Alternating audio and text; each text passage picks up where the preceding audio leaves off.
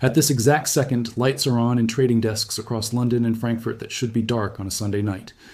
Emergency conference calls are taking place between the Federal Reserve and the European Central Bank.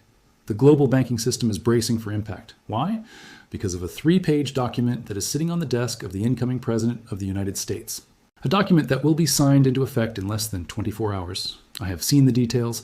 3 separate intelligence sources have confirmed the language. And when you understand what is in this executive order, you will understand why the biggest banks in the world are currently in a state of absolute terror. This is not speculation. This is not an analyst prediction. This is a binding federal directive. The target price, written inside the document, is $300 per ounce. And the mechanism designed to achieve that price is going to trigger the largest forced liquidation event in the history of the commodities market. By Tuesday morning, the silver market will cease to exist. Today is Sunday, January 19th, 2026. Tomorrow, the new administration takes the oath of office. And within 72 hours of that hand on the Bible, 50 years of price suppression comes to a violent end. The call came to me at 11:47 p.m. Eastern Time on Friday. My source is inside the Treasury transition team, a man who has never been wrong in 8 years. His text was short. It is happening Monday. The order is signed. $300 authorization. The death bag is finished. In this video, I'm going to walk you through the Strategic Monetary Metals Initiative.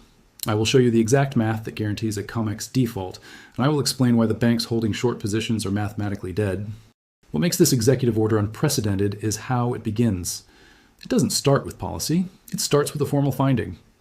The president is officially declaring that the current pricing mechanism for silver, a metal essential for the F-35 fighter jet, Tomahawk missiles, and the green energy grid, has been compromised by speculative positions that threaten national security.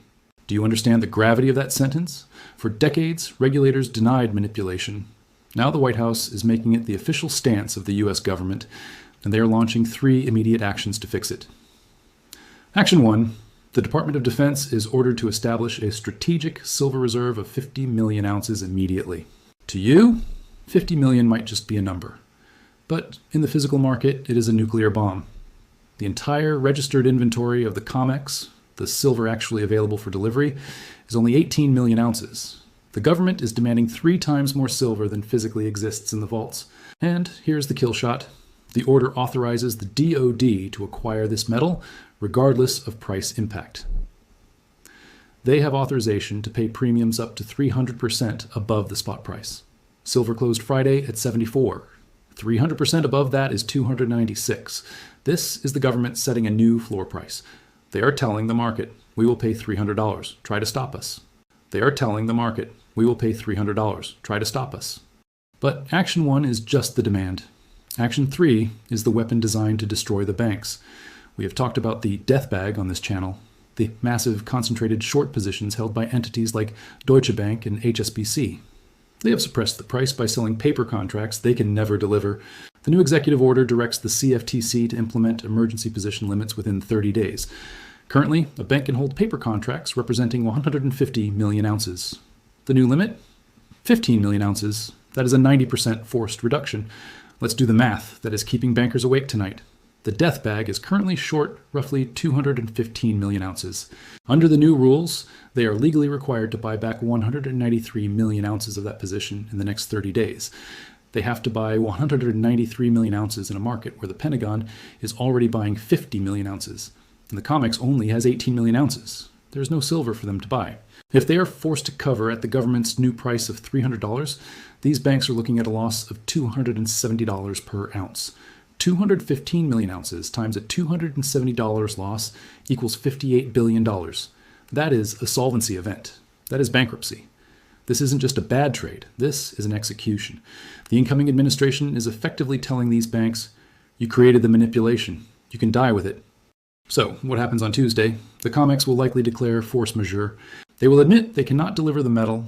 The paper price and the physical price will divorce completely. The screen might say $80, but you won't be able to buy an ounce of physical silver for less than $300.